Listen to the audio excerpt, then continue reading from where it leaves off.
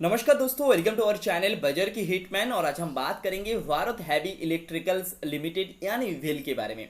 तो भेल के बारे में बात करने का रीजन टेक्निकल एनालिसिस होगा एंड काफ़ी सारे रिटेल मेरे दोस्त जो यहाँ पे ऑलरेडी ज्वाइन हो चुके हैं, काफ़ी ऊपर लेवल पे बाई किए, कोई नीचे लेवल पे बाई किए।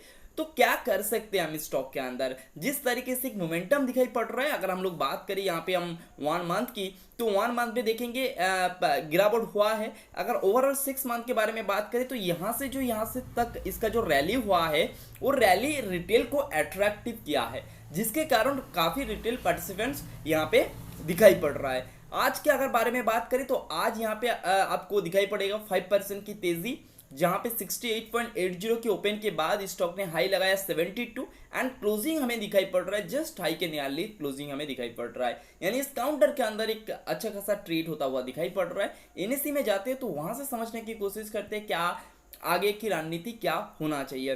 तो हम लोग पहुंचते हैं एनएससी में और वहां पे अगर जो चीज़ हमें दिखाई पड़ रहा है, पहला चीज़ जो दिखाई पड़ रहा है, आज जिस तरीके से सेंटीमेंट पॉजिटिव था, कल शायद शुरुआत में थोड़ा सा यहाँ पे प्रॉफिट बुकिंग आपको दिखाई पड़ सकता है। प्रॉफिट बुकिंग के बाद फिर से एक मोमेंटम हो सकता है ऊपर की तरफ, लेकिन ये चीज़ को ध्यान रखिएगा, आफ्टर मार्केट ऑर्डर सेंटीमेंट को दिखाता है, लेकिन जो सेंटीमेंट फिलहाल अगर शाम के टाइम हम देखेंगे तो वहाँ पे आपको 1,43,522 क्वांटिटी के नियरली आपको सेल साइड दिखाई पड़ेगा।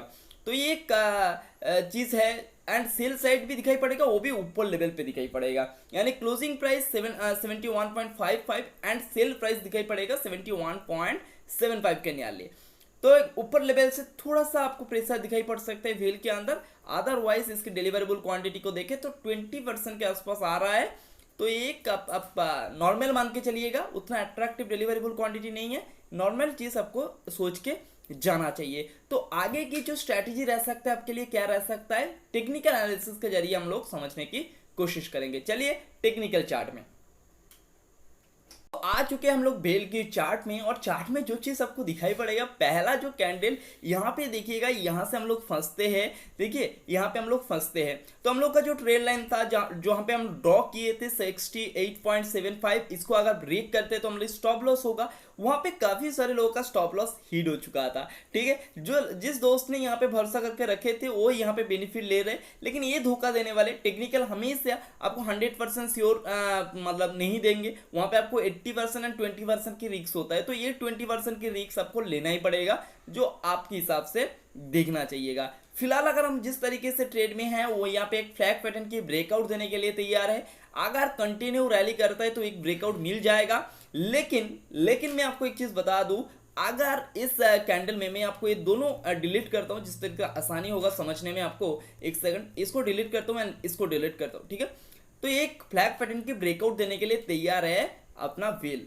ठीक है, तो क्या हो सकता है, कल की तेजी के अंदर ये ब्रेकआउट दे सकता है। कल के एंट्री लेंगे? बिल्कुल नहीं लेंगे, क्योंकि एंट्री यहाँ पे तभी बनेगा अगर यहाँ पे थोड़ा कंसोलिडेशन के बाद ब्रेकआउट करे, तो आपको दमदार तेजी 80 to 85 तक लेके जा सकता है।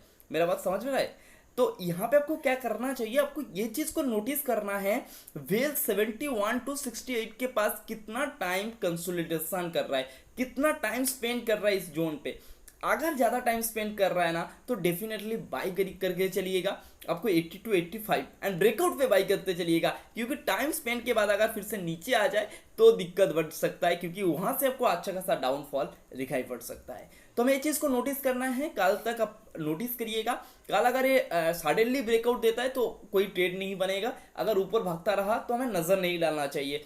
जो स्ट्रैटेजी मैं सिखाता हूँ उसको अप्लाई करिएगा। यहाँ से अगर थोड़ा सा टाइम स्पेंड करेगा तो डेफिनेटली बाइक के चांसेस रहेगा, और एक अच्छा खासा ऊपर जाने की चांसेस, हाई प्रोबेबिलिटी रहेगा, 90% प्रोबेबिलिटी रहेगा। यहाँ से आपको लगभग 20-25% की प्रॉफिट देके जा सकता है।